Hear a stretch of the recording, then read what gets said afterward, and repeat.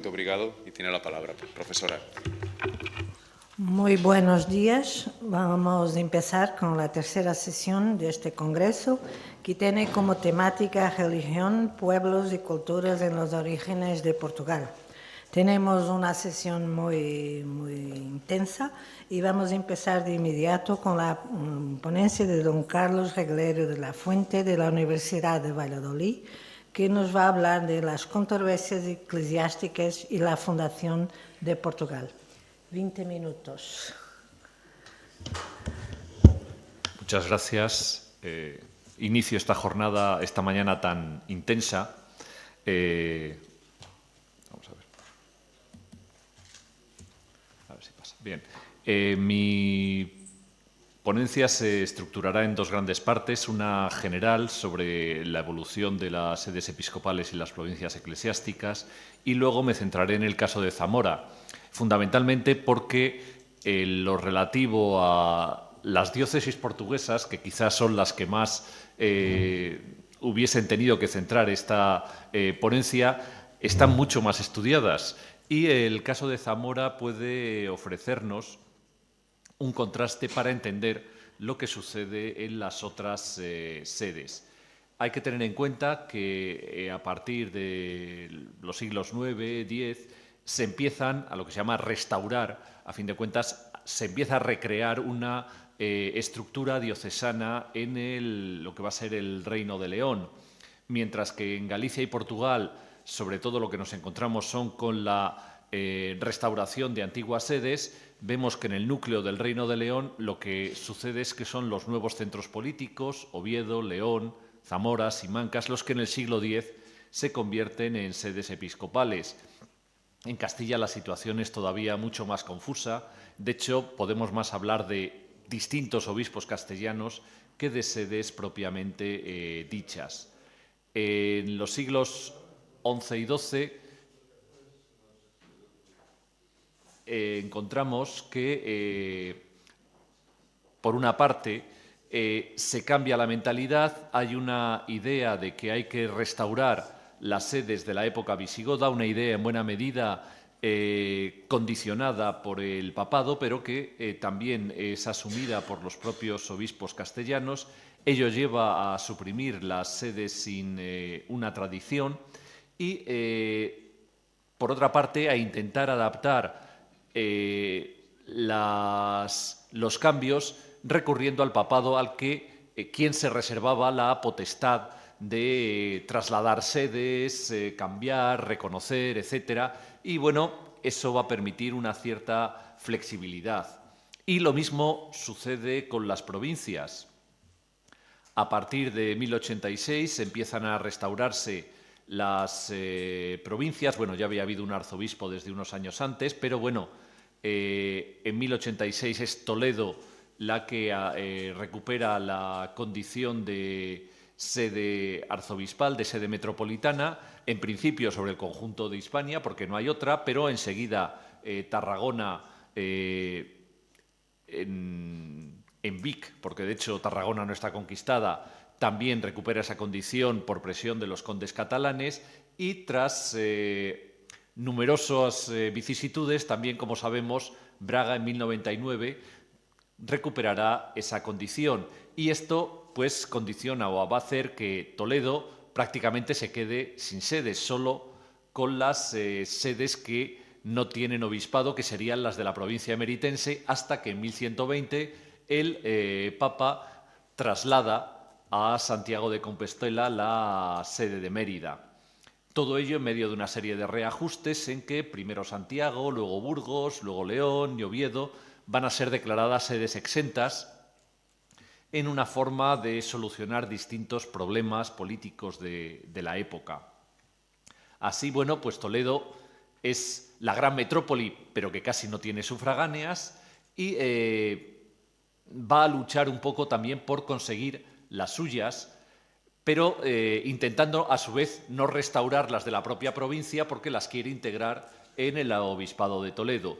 La compensación será la primacía, una primacía que en buena medida también el Papa vacía de contenido, porque es él quien asume esta serie de cuestiones.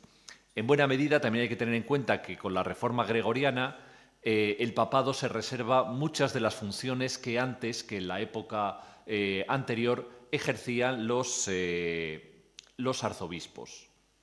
Bien, este mapa intenta reflejar un poco la situación de las provincias y, bueno, tenemos, desgraciadamente creo que no es, bueno, sí es que se ve, las sedes en amarillo son las sedes en disputa entre primero Braga y Toledo y después entre,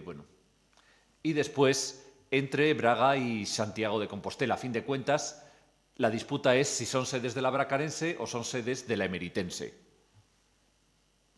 El problema de Lisboa y Évora, bueno, como se sabe, es diferente en cuanto que todo el mundo está de acuerdo que eran de la emeritense, pero otra cosa distinta es si el rey de Portugal ha ganado algún derecho al conquistar estas sedes. Bien, en un primer momento presenciamos el enfrentamiento entre Toledo y Braga hasta 1120, esa resistencia de Toledo a que se restaure la provincia de Braga, como, a pesar de los enormes errores políticos de los arzobispos de Braga, que primero apoyan a un antipapa y luego se convierte él mismo en antipapa, pues a pesar de ello, que hubiese supuesto lo suficiente para castigarlos y, como quería Diego Gelmírez, trasladar la sede de Braga a Santiago, pues el orden canónico pesa mucho más y los papas deciden mantener más o menos la orden existente. Y a partir de ese momento la cuestión se centra en que Toledo se queda solo con la jurisdicción de las sedes sin metrópolis, que son las del emeritense. Pero ¿cuáles son? El problema es que hay dos organizaciones de época visigoda.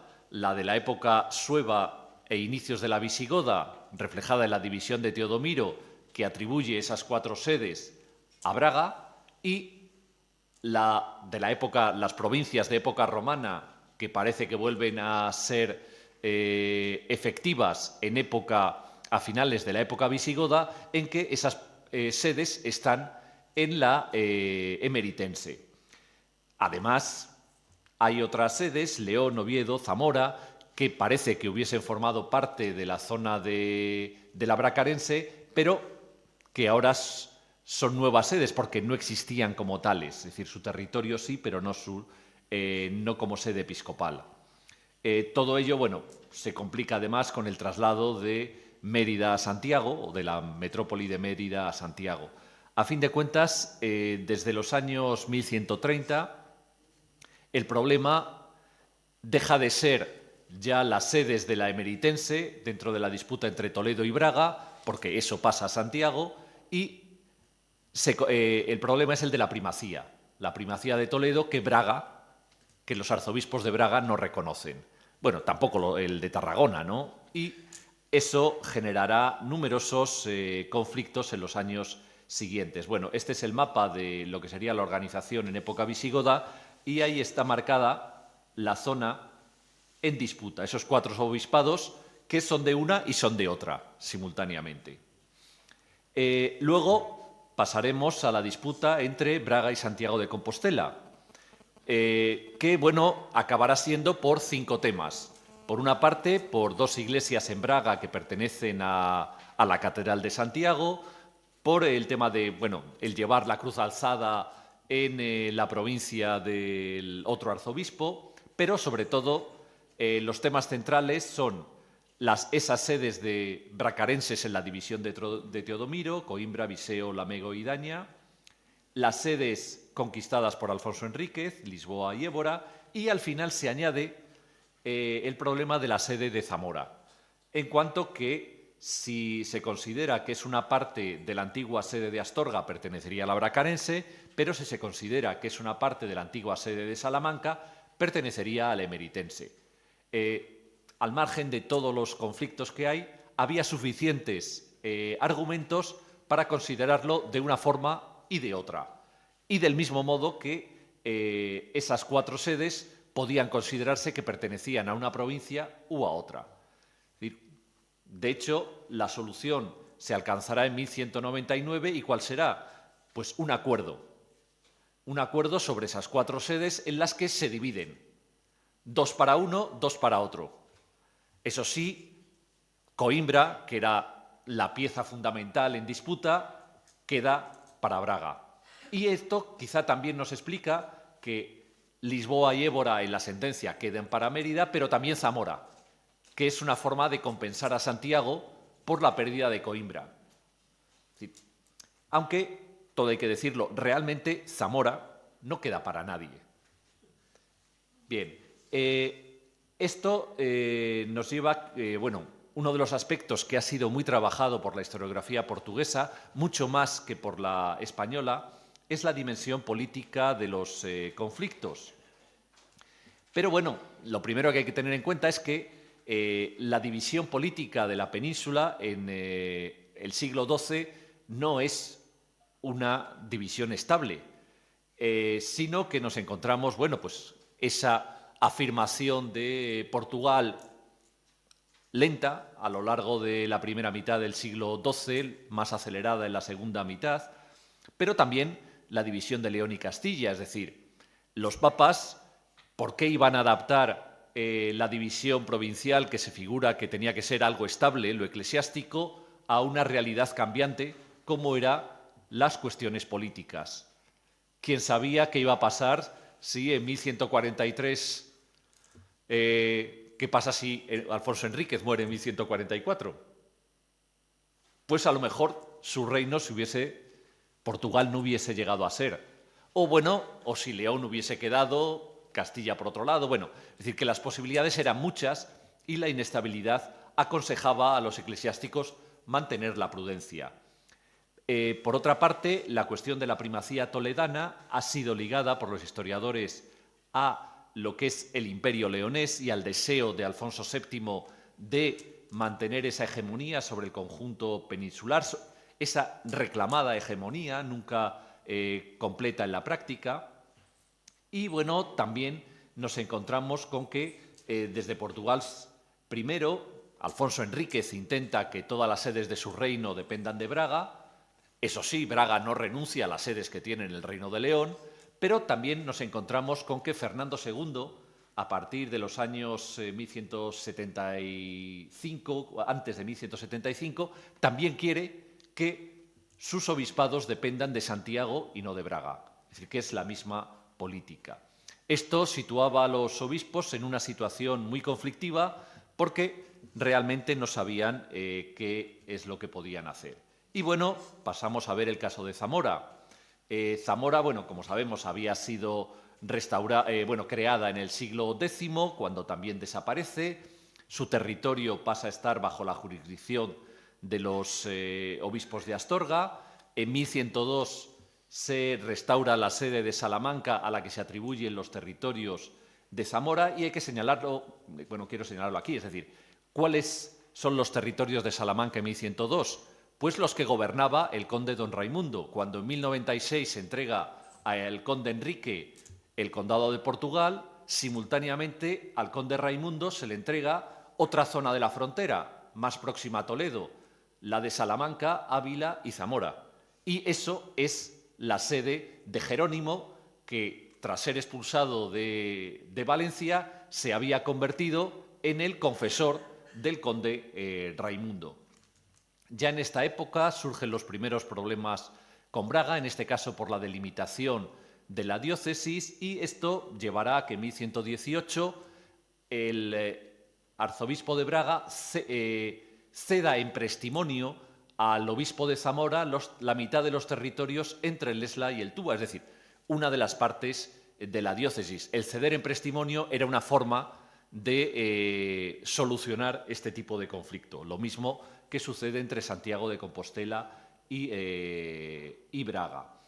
Entre 1121 y 1123 nos encontramos con la época crítica en la aparición de la diócesis de Zamora, porque en 1120 muere el obispo Jerónimo, en 1121 muere el obispo de Astorga y hay una época en que no hay, se crean un obispo para Salamanca, otro para Ávila, pero a pesar de lo que se cree, en 1120, 1121, 1122 no hay un obispo, 21 y 22 no hay un obispo para Zamora. El Bernardo en esa época sigue siendo arcediano de Toledo. Y precisamente en este momento es cuando nos encontramos un documento de 1122 que dice «In Zamora Pelagius Episcopus». Este Pelagius no es Pelayo de Astorga, que ya está muerto, sino que es Payo Méndez, el arzobispo de Braga, exiliado en Zamora por sus conflictos con Teresa, que ejerce como obispo de Zamora cuando no hay obispo en Astorga, y el de Salamanca ha sido expulsado, es decir, que tampoco no hay obispo en ningún lado ni en otro. A partir de diciembre de 1122 se restablece primero la sede de Astorga y es precisamente quizá en este momento cuando surge Zamora. Surge Zamora en una situación que no está clara, pero que se consolida en el Concilio de Valladolid en 1123 como provisional en un primer momento, pero enseguida el Papa Calixto confirma al obispo de Zamora, dice por qué ha crecido la población de Zamora, y esto es una de las explicaciones típicas para crear una sede episcopal. Es decir, que en 1124 ya Zamora sigue existiendo como tal. En una primera fase nos encontramos que hay una disputa entre Braga y Toledo por Zamora, porque el Papa dijo que sí, confirma al obispo, pero que se reserva a qué provincia pertenece. Y esa reserva va a durar mucho tiempo. Primero, se dice, como Bernardo de Zamora es un clérigo del arzobispo de Bernardo de Toledo, pues entonces que le obedece a él. Bueno, también lo habían sido Geraldo de Braga o Mauricio de Coimbra, y ya sabemos que las relaciones entre ambos fueron muy duras.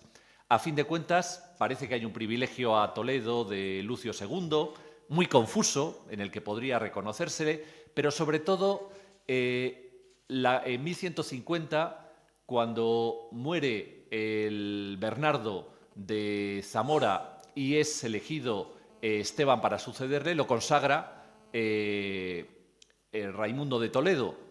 ¿Por qué? Bueno, puede ser porque efectivamente consideraba que esa sede le pertenecía, pero también hay que tener en cuenta que en esos momentos el Papa había suspendido la jurisdicción de Braga sobre sus sufragáneas porque no reconocía la primacía de Toledo. Luego, por tanto, quien ejercía sobre las sedes que no tenían metrópoli era el de Toledo. Por tanto, nos encontramos con esta situación ambigua, en el que Raimundo actúa muy rápidamente mientras Joao Peculiar está viajando a Roma y consagra al arzobispo de Zamora. Protestará, por supuesto, el arzobispo de Braga y, al margen de una carta que puede ser entendida como una reprimenda, pero realmente del Papa al arzobispo de Toledo, el arzobispo de Toledo podía argumentar que él había actuado porque el otro estaba suspendido en sus funciones. En cualquier caso, en 1153 lo que encontramos es que Eugenio III adjudica Zamora a Braga. Y esta es la única vez que realmente que Zamora es adjudicada a una provincia. Eso sí, también dice que la adjudica, pero que si el de Braga no reconoce la primacía de Toledo, pues quedará en suspenso. Y claro, como sabemos que los arzobispos de Braga no reconocen la primacía de Toledo, pues el Papa continuamente va a amenazarle con que le va a suspender con la autoridad sobre sus sufragáneas e incluso en algunas ocasiones envía una carta diciendo que le suspende. Con lo cual, en principio, Zamora pertenece a Braga, pero en cierto modo es una pertenencia en suspenso, casi de forma permanente. Y esto hace que, aunque se le confirme en los privilegios, el obispo de Zamora pueda decir que es que no tengo que obedecerle, porque simultáneamente me están diciendo que no le obedezca porque el otro no obedece a Toledo. Esto Se sitúa además en una situación política cambiante, la división de los reinos de León y Castilla, la intervención de Fernando II en Castilla, que lleva a controlar Toledo, y por tanto Toledo es el que controla Zamora porque no tiene metrópoli, no porque le pertenezca a su provincia, el matrimonio entre Fernando II y Urraca, que le aproxima a Portugal, y es precisamente en 1169, ese año tan conflictivo, cuando se produce esa donación de Alfonso Enríquez a la Catedral de Zamora, que bueno, todavía habría que buscar la situación.